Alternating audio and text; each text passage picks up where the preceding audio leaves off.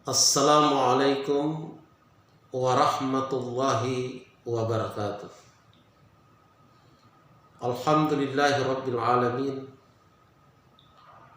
Wassalatu wassalam ala asyrafil anbiya'i wal mursalin wa ala alihi wa sahbihi ajma'in, amma ba'd. Syukur alhamdulillah, kita panjatkan kehadirat Allah Subhanahu wa ta'ala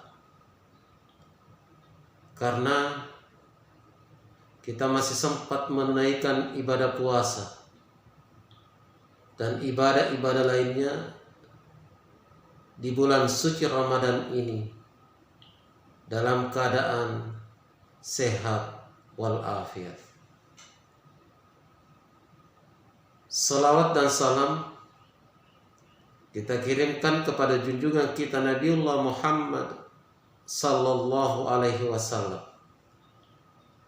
Nabi yang diutus sebagai uswatun hasanah, pemberi contoh teladan yang baik buat kita semua, dan sekaligus sebagai rahmatan lil alamin, sebagai rahmat bagi seluruh alam semesta. Kaum muslimin dan muslimat yang berbahagia, pada kesempatan ini saya ingin menyampaikan firman Allah Subhanahu wa ta'ala dalam surat Al-Hujurat ayat 13. Allah berfirman, Ya ayuhan nas, inna khalaqnakum min zakarin wa unsa wa ja'alnakum syu'uban wa qabaila lita'arafu inna akramakum indallahi atqakum innallaha alimun khabir.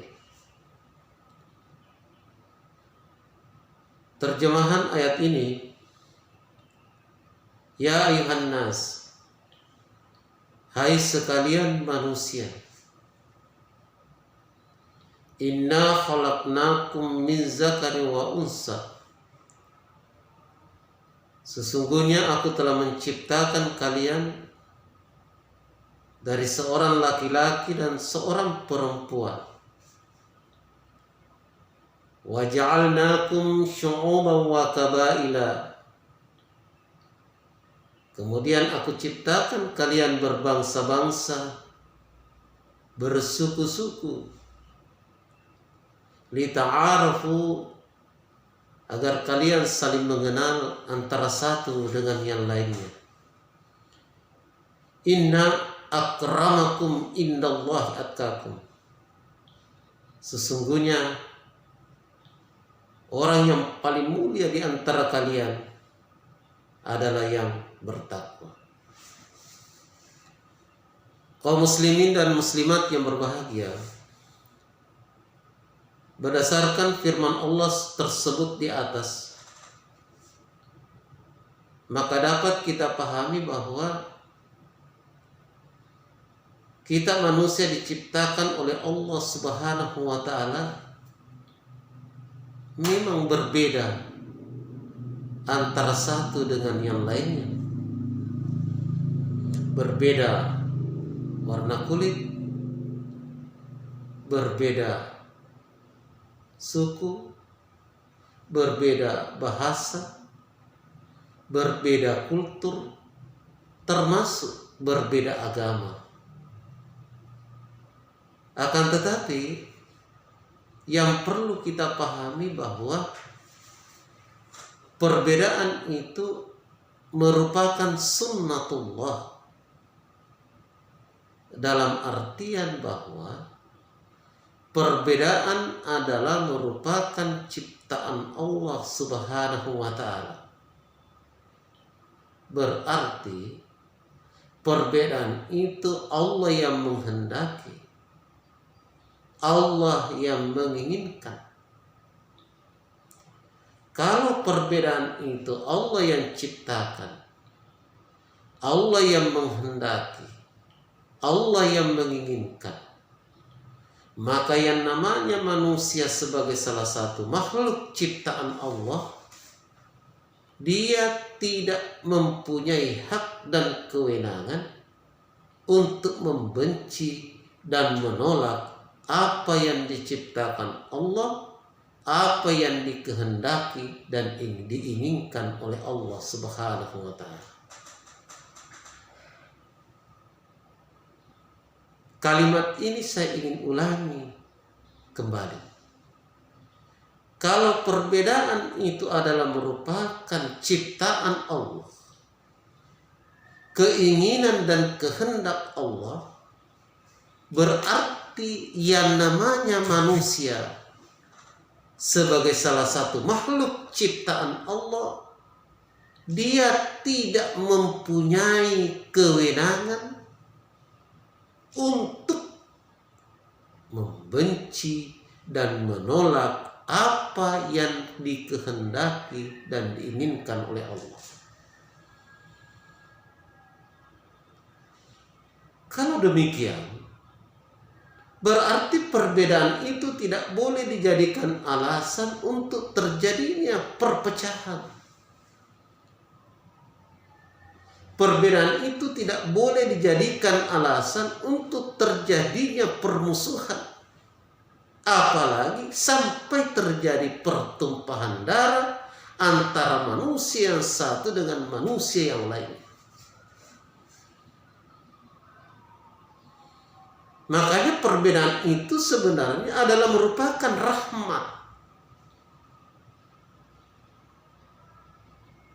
Jadi perbedaan seharusnya dimanage agar perbedaan itu bisa menjadi sebuah kekuatan.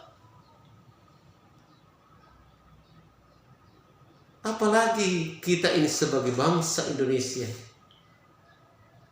bangsa yang begitu besar, yang begitu luas, yang terbentang dari Sabang sampai Merauke, dari Pulau Miangas sampai Pulau Rote, yang penduduknya 260 juta jiwa, memiliki ragam suku, budaya, agama, bahasa yang berbeda antara satu dengan yang lainnya. Ini adalah merupakan kekayaan yang sangat besar yang dimiliki oleh bangsa Indonesia. Oleh karena itu, janganlah perbedaan ini kita jadikan alasan untuk terjadinya pertumpahan darah antar sesama anak bangsa. Bukankah bangsa Indonesia ini direbut, diproklamirkan oleh para pendahulu kita, itu dilandasi oleh perbedaan yang ada. Makanya perbedaan ini sebenarnya adalah merupakan sebuah kekuatan yang dimiliki oleh bangsa dan negara ini. Saya ingin memberikan contoh bahwa perbedaan itu adalah merupakan satu kekuatan. Perbedaan itulah yang melahirkan satu kekuatan yang sangat dahsyat dan sangat besar dalam hidup dan kehidupan ini.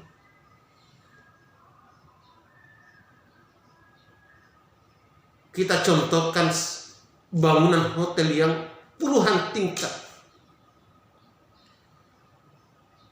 Dia bisa berdiri kuat dan kokoh sampai sekian puluh tingkat. Dia tahan dari terpaan angin, goncangan gempa dan badai. Dia tidak roboh dan tidak runtuh. Kenapa? Karena hotel itu dibangun dari sekian banyak perbedaan. Dibangun dari sekian bahan bangunan yang berbeda antara satu dengan yang lainnya, saling menyatu, saling menopang antara satu dengan yang lainnya, melahirkanlah sebuah kekuatan. Berdirilah sebuah hotel yang begitu mewah, tinggi sampai sekian puluh tingkat, dan dia kokoh. Kenapa? Karena dia dibangun dari sekian bahan bangunan yang berbeda. Di situ ada batu, di situ ada pasir, di situ ada semen, di situ ada bahan-bahan yang lainnya, saling menyatu antara satu dengan lainnya. Kuatlah bangunan hotel itu. Bangunan itu tidak akan terbentuk menjadi sebuah bangunan yang kuat, yang kokoh, yang indah kalau dia hanya dibangun dari satu bahan bangunan saja. Dan bahkan tidak akan pernah berdiri bangunan itu menjadi bangunan yang indah dan kuat. Misalnya kita mau bangun dari bahan bangunan pasir saja, hampir habis seluruh pasir kita kumpulkan, tidak akan terjadi bangunan yang utuh. Atau batu saja, atau semen saja, tidak. Tapi bangunan itu bisa berdiri kuat dan kokoh karena dia dibangun dari sekian bahan bangunan yang berbeda, saling menyatu, saling memperkuat, saling menopang antara satu dengan lain. Begitu juga lah bangsa Indonesia yang besar ini. Dia dibangun dari sekian perbedaan yang ada. Oleh karena itu, di mana-mana saya sering mengatakan, salah satu sumbangsi umat Islam yang terbesar untuk republik ini adalah Pancasila sebagai dasar dan ideologi negara. Oleh karena itu, hendaknya lah kita semua jangan lagi menjadikan perbedaan yang ada ini sebagai pemicu untuk terjadinya perpecahan antara sesama anak bangsa. Dan perbedaan ini mari kita manage sedemikian rupa sehingga bisa melahirkan sebuah kekuatan yang maha dahsyat. Bahkan perbedaan itulah yang melahirkan harmoni. Harmoni tercipta itu karena dari perbedaan. Saya bisa mengambil contoh. Alat musik itu atau sebuah band itu terdiri dari sekian banyak alat musik yang berbeda antara satu dengan yang lain. Mereka mengeluarkan bunyi yang berbeda, tetapi dia menyatu dalam satu kesatuan irama. Masing-masing mengeluarkan bunyi, tapi tercipta harmoni yang begitu indah kita dengar. Di band itu ada gitar, ada melodi, ada bass, ada organ, ada gendang, ada saksofon. Masing-masing alat musik ini berbeda dan dia mengeluarkan bunyi yang berbeda. Akan tetapi tercipta dan kedengaran harmoni dan enak untuk kita dengar. Perbedaan itu sangat indah, saudara-saudara sekalian. Kaum muslimin dan muslimat yang berbahagia. Oleh karena itu, sekali lagi saya ingin mengulangi bahwa perbedaan itu adalah merupakan satu rahmat. Kita harus bersyukur bahwa bangsa Indonesia yang begitu beragam dari segi suku, bahasa, budaya, sampai agama yang berbeda, tapi dia bisa hidup rukun dan damai dengan perbedaan-perbedaan yang ada itu. Dia bisa saling menghargai, dia bisa saling menerima dengan berbagai macam perbedaan-perbedaan yang ada.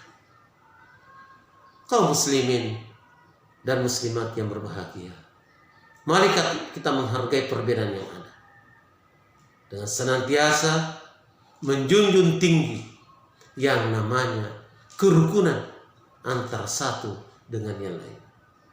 Demikian, lebih dan kurangnya mohon dimaafkan. Hadanallahu wa iyyakum ajmain. Wassalamualaikum warahmatullahi wabarakatuh.